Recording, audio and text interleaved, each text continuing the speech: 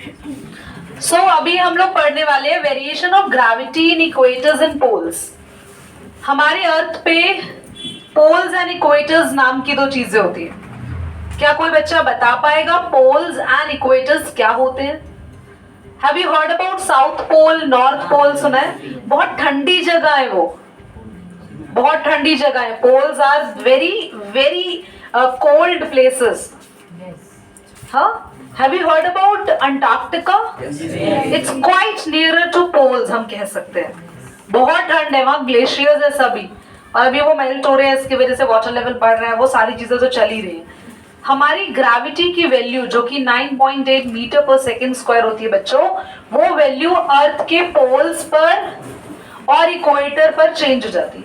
तो मैं उसी को पढ़ाने जा रही हूँ, पर पहले थोड़ा सा लिख लो, then I am going to explain you. करें, हेडिंग डालेंगे very. Everybody be careful and listen. Class, gravity हम लोगों का वो फोर्स है जिससे अर्थ हमें अपनी तरफ खींचता है। Repeating again, you all need to look upon board. Gravity is the force by which earth attracting everything towards itself. You know, earth diagram is something like this. कुछ ऐसा है। ये तो पोटैटो लग रहा है, बट फिलहाल ऐसा ही। अर्थ का जो डायग्राम है वो कुछ ऐसा ही है। अर्थ इस तरीके की शेप है, ओवल शेप में होती है। Do you know earth is not sphere. हमें लगता है अर्थ एक स्फीयर है। डू यू थिंक अर्थ ऐसी है?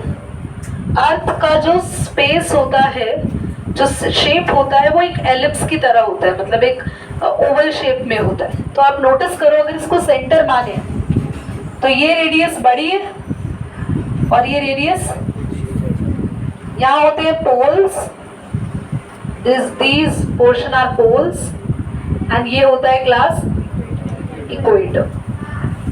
सो अर्थ का ये टॉप पोर्शन है पोल और ये है इक्वेटर। ये पोल की रेडियस है और ये इक्वेटर की रेडियस है। रियांश बेटा, आपसे पूछेंगे अभी क्या समझा रहे हैं। तो whenever you are at poles, जब भी आप पोल्स पर है, the radius is always smaller. Radius छोटी है, देखो आप दिख भी रहा होगा, राइट? एट पोल्स क्या होता है? रेडियस जो है, रेडियस डिक्रीजेस। ये एरो का मतलब, जो मैं इस तरीके से एरो बनाती हूँ, इसका मतलब है डिक्रीज। रेडियस कम है, सो ग्रेविटी क्या होगी? इंक्रीज हो जाएगी। वहीं पर एट इक्वेटर्स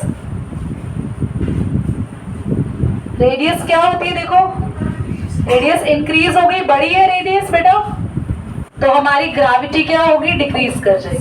दीदी, ये रिलेशन आई कैसे ग्रेविटी और रेडियस के बीच में? ध्यान से सीखेंगे। We have learned about force. हमने फोर्स के बारे में क्या पढ़ा है? But we have learned about force. एक मिनट, आपको याद है प्रीवियस क्लास में वी हैव लर्न Gm/r²?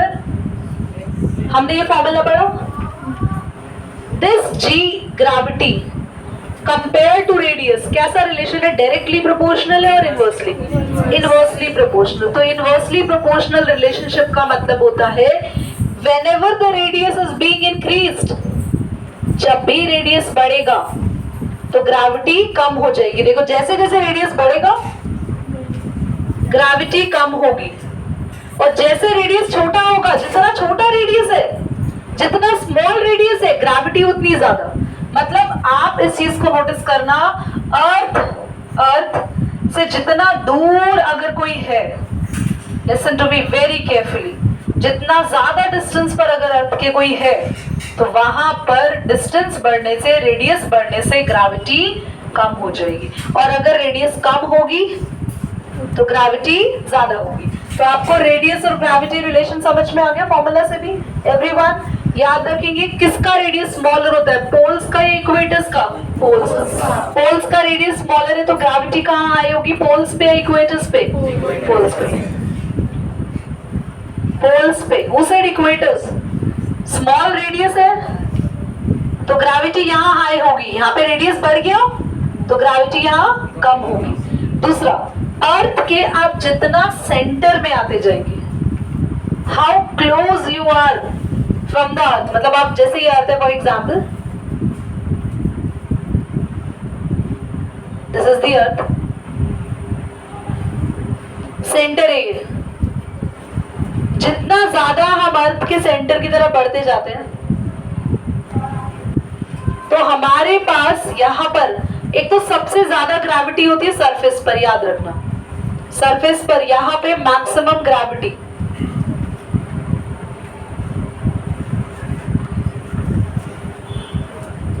याद रखेंगे।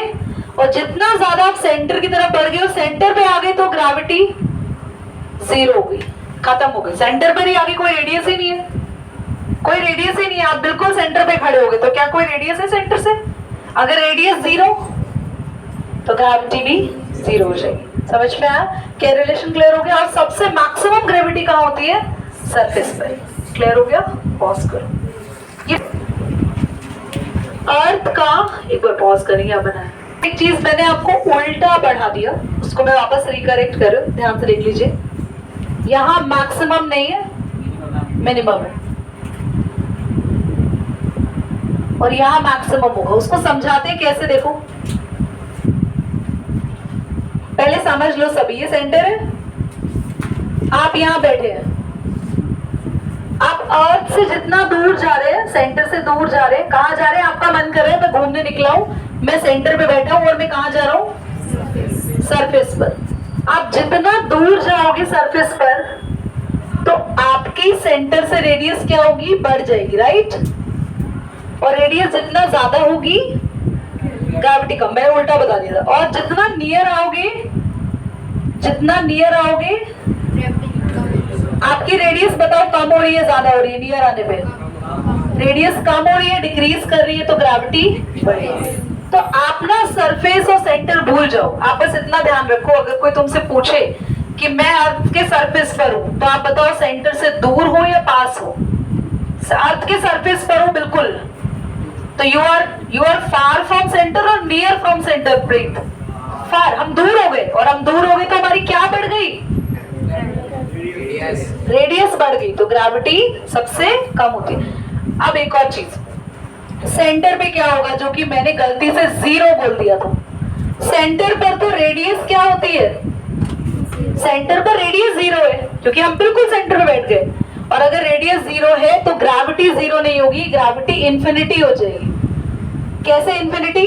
आपको पता है किसी के भी अपॉन में जीरो आता है तो उसका आंसर होता है, कभी भी जीरो डिनोमिनेटर में नहीं आता। मैथ्स में अगर जीरो कहीं डिनोमिनेटर में आता है तो उसको क्या बोलते हैं? इंफिनिटी। एक बार सभी बच्चे सब छोड़ दो, कोई कुछ नोट नहीं करेगा, रीकैप करें, ध्यान से सुनेंगे। हमारे अर्थ पे मैंने दो चीजें बताई, ये है इक्वेटर साइड्स, और ये ऊपर और नीचे क्या होते हैं? पोल्स। इक्वेटर अर्थ के सेंटर से दूर होते हैं, रेडियस बड़ा हुआ होता है तो ग्रेविटी यहाँ कम होती है। पोल्स अर्थ के सेंटर से पास होते हैं तो रेडियस छोटा है तो ग्रेविटी ज्यादा होगी। तो पोल्स पर ग्रेविटी मोर है और इक्वेटर पर ग्रेविटी लेस है। ये क्लियर हो गया? ठीक है। उसके बाद यहां बताया था जितना आप अर्थ से दूर जाएंगे कहां पहुंचेंगे? सरफेस पर। जैसे जैसे दूर जाएंगे आपकी रेडियस बढ़ रही है, डिस्टेंस बढ़ रहा है, रेडियस बढ़ रही है तो ग्रेविटी मिनिमम होगी, कम होगी सरफेस पर। और जितना आप अर्थ के सेंटर पर आएंगे, पास आएंगे, तो क्या कम हो रहा है? रेडियस कम हो रहा है ना। देखो आप यहाँ हो, आप यहाँ बैठे हो सरफेस पर, और आप चल के सेंटर पर आ रहे हैं। देखो यहाँ आ रहे हैं, यहाँ खड़े हैं अब आप, तो बताओ पहले रेडियस ज्यादा थी या अब रेडियस ज्यादा है? पहले ज्यादा थी, अभी कम हो गई ना रेडियस कम हो गई, तो ग्रेविटी बताओ, ग्रेविटी ए पोजीशन पे ज्यादा है या बी पे? बी पे, क्योंकि बी पे रेडियस कम है तो बी पे ग्रेविटी ज्यादा है, ए के कंपेयर में। जितना सेंटर पर आएंगे ग्रेविटी बढ़ेगी, जितना सरफेस पर आएंगे ग्रेविटी कम होगी। उल्टा बता दो, उसके लिए अपोलोजाइज करिए। नोट पॉज कर दो क्लास। हमने न्यूटन्स की 3 इक्वेशंस ऑफ मोशंस पढ़ी थी मोशन वाले चैप्टर में। उठाओ उसको बेटा। तो न्यूटन्स इक्वेशन ऑफ मोशन क्या थी? इक्वेशन ऑफ मोशन क्या थी आप सबको पता है। न्यूटन्स की 3 इक्वेशन ऑफ मोशन से निकल बोर्ड पे देखो। फर्स्ट थी v is equal to u plus a t, second थी s is equal to u t plus half AT square and third equation थी V square minus U square equal to 2AS। हमने ये 3 equations पढ़ी थी motion की। इन्हीं 3 equations को use करेंगे हम इस चैप्टर में, बट हम लोगों को इस चैप्टर में इन्हें थोड़ा सा मॉडिफाई करना है, क्योंकि अब ये चैप्टर, ये इक्वेशंस थी मोशन की, these equations are of motion. हम पढ़ रहे हैं equations of freely falling body. कोई बॉडी अगर ऊपर से नीचे ऐसे गिर रही है, कोई भी ऑब्जेक्ट या कुछ भी, तो जब वो गिर रही है उस केस में हम कौन सी इक्वेशंस को अप्लाई करेंगे? इक्वेशंस तो यही होंगी, पर आप लोग एक ही जगह, यहाँ एक्सेलरेशन है पर यहाँ एक्सेलरेशन ड्यू टू ग्रेविटी करेंगे, क्योंकि जब भी कोई चीज गिर रही है तो उसमें जो एक्सेलरेशन आ रही है, उसमें जो मूवमेंट आ रही है, वो एक्सेलरेशन किस वजह से आ रही है? अर्थ की ग्रेविटी की वजह से। तो ए को हमने रिप्लेस कर दिया जी से। तो बस हर इक्वेशन में ए और जी आपस में रिप्लेस कर जाएंगे, तो आपके पास ये तीनों इक्वेशंस आपको मिल गई। अभी हम लोगों को इन इक्वेशन के बेसिस पर न्यूमेरिकल्स करने हैं, फिर मास एंड वेट का कॉन्सेप्ट आएगा, और फिर हम मून और अर्थ पे कंपेयर करेंगे कि किस पर मास हमारा ज्यादा होगा, कहाँ कम होगा। मास नहीं, सॉरी, वेट। मास तो सेम ही रहता है हर जगह। पॉज करिए बेटा, करिए इसको। एक बॉल है जिसको ऊपर थ्रो कर रहे हैं, जस्ट लाइक अ मार्कर। ध्यान से देखना आप लोग, ध्यान से देखना। मैं वापस कैच हो सकता है ना कर पाऊँ, नीचे भी गिर जाए, इतने ध्यान से बताइए ना, हंसने मुस्कुराने मत लग जाना, कैचिंग नहीं सिखा रहे। तो बॉल को हम ऊपर थ्रो कर रहे हैं, तो आपने नोटिस किया जब वो ऊपर गया, उसको देखना, मेरे को मत देखना प्लीज, मार्कर को देखना। तो जब बॉल ऊपर जा रही है, मार्कर ऊपर जा रहा है, तो ये इस हाइट तक गया, नोटिस कर रहे हो? क्योंकि मैंने इतना ही फोर्स लगाया। तो जिसने भी बॉल को क्वेश्चन में भी थ्रो किया होगा, मैंने क्वेश्चन क्या बोला है? अब ball is throne upward, ball ऊपर फेंकी गई। अब वो कितने भी फोर्स से फेंकी गई, ऐसा तो नहीं है ऊपर मून पे चली जाएगी। रमीज कह रहा है अरे मेरी बॉल तो मून पे ही चली गई है, अब तो वापस ही नहीं आ पाएगी, ग्रेविटी से ही बाहर हो गई है। तो ऐसा तो नहीं हो सकता ना। ध्यान से देखिए। हाँ रेयांश, बेटा क्वेश्चन पे ध्यान। तो बॉल थ्रोन अपवर्ड, ध्यान से सीखिए सभी। और बॉल या किसी भी चीज को हम अपवर्ड फेंकते हैं तो वो अपने हाईएस्ट पॉइंट पर आने के बाद नीचे गिरती है। Anything you are throwing it upward, वो हाईएस्ट पॉइंट पर आने के बाद नीचे गिरती है। तो यही हुआ, बॉल ऊपर फेंकी गई है हमने अपवर्ड, तो ball reaches there at highest point. और जब भी कोई भी ऑब्जेक्ट अपने हाईएस्ट पॉइंट पर आता है तो वो थोड़ी देर के लिए रुकता है और उसकी वेलोसिटी 0 हो जाती है, v0। v क्या है? Final velocity. फाइनल क्यों? क्योंकि तुम जिस वेलोसिटी से इसे फेंक रहे हो, जिस स्पीड से ये जा रही है ऊपर, वो इनिशियल होती है। इनिशियल हमें दी हुई है, नहीं दी हुई, इनिशियल निकालनी है। किस वेलोसिटी से ये बॉल ऊपर गई वो हमें कैलकुलेट करनी है। समझ रहे हो बात? जिस वेलोसिटी से ऊपर गई वो हमें कैलकुलेट करनी है। और पर ऊपर जाके ये पता है कि इसकी वेलोसिटी फाइनल वाली 0 हो गई। दुनिया में किसी भी चीज को ऊपर थ्रो करते हैं, अपने हाईएस्ट पॉइंट पर आने के बाद उसकी कौन सी वेलोसिटी 0 हो जाती है? याद रखना, फाइनल। ये कौन सा केस है? किसी चीज को अपवर्ड थ्रो करने का। हमें इनिशियल वेलोसिटी निकालनी है। और पता है ये बता दिया इन्होंने कि किस हाइट तक बॉल गई है। जिस हाइट तक बॉल गई है, जिस डिस्टेंस तक बॉल गई है, वो है 19.6 है, 19.6। हाँ जी भक्ति, कान भी वही छोड़ा बेटा। इधर देखिए, हमें टाइम निकालना है बॉल का, हमें निकालना है टाइम। और बॉल को फेंका गया तो बॉल की इनिशियल वेलोसिटी क्या रही। कितने बच्चों को क्वेश्चन क्लियर हो गया? आंसर तो अभी नहीं करा, क्वेश्चन समझ में आ गया? करना कैसे सीखो। आपके पास 3 इक्वेशन है। v is equal to u plus AT GT। हाँ सॉरी, मुझे लगा GT क्यों बोल रहे। हाँ जी भाई, GT जी इधर, सॉरी बाकी बच्चे ना देखेंगे। तो हमें u निकालना है और t निकालना है। पता क्या क्या है? v, s और g पता है। थोड़ा बड़ा लिख देते हैं। देखो ध्यान से, पहले या तो यू निकल पाएगा टी, आपकी मर्जी है। तो वी, जी और एस। देखो वी, देखना सभी ध्यान से, वी, जी और एस पता है, क्या यू निकाल लेंगे इससे थर्ड इक्वेशन से, यूजिंग इक्वेशन वी स्क्वायर। बेटा वी क्या है, 0। यू आप लोग यहाँ पे कितना रखेंगे पता ही नहीं है, माइनस यू स्क्वायर लिख दो। टू जी लेंगे -9.8। वाई माइनस, क्योंकि किसी भी चीज को ऊपर फेंकते हैं तो ग्रेविटी नेगेटिव में लेनी है। और हाइट यानी डिस्टेंस, कितना कितना ऊपर गई है बॉल, तो बेटा माइनस यू स्क्वायर, माइनस आगे ले लो आप, माइनस से माइनस कैंसिल वर्ड बोलता है बड़ी जल्दी से।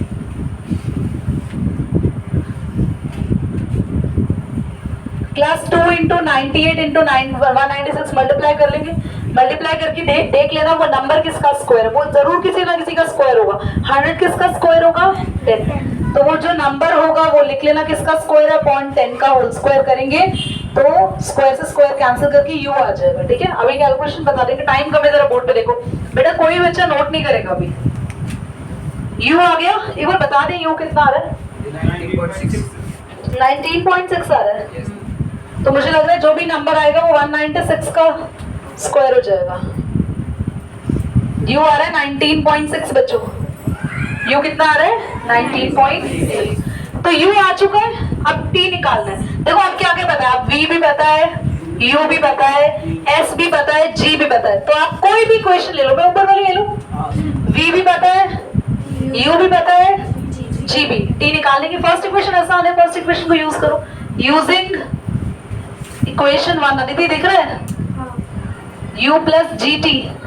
वी तो बेटा फाइनल वेलोसिटी, वी तो 0 है क्योंकि हमारी जो बॉल है वो ऊपर जाके रुक गई थी। तो फाइनल हमेशा हाईएस्ट पॉइंट पे v कितना लेंगे, 0।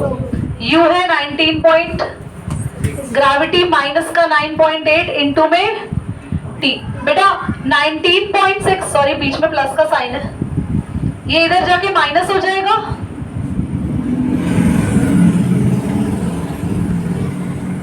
माइनस से माइनस 9.8 को डिवाइड करोगे आप 19.6 से, डिवाइड आप कर लेना अभी और टाइम निकाल लेना कितना सेकंड्स आएगा। ठीक है, पॉज करिए, जल्दी करिए इसको कैलकुलेट। तो 98 से मल्टीप्लाई करोगे, सारा मल्टीप्लाई मत करना। 2 इंटू 98 आया 196, एक 196 पहले से ही था, वरुण दिख रहा है, 2 इंटू 98 196, एक 196 पहले से ही था, 196 और 196 हो गया 196 का स्क्वायर। ये देख नहीं रहे तो थोड़ा ऊपर लिख दे इसको अलग से, दिख रहा है, करिए पॉज।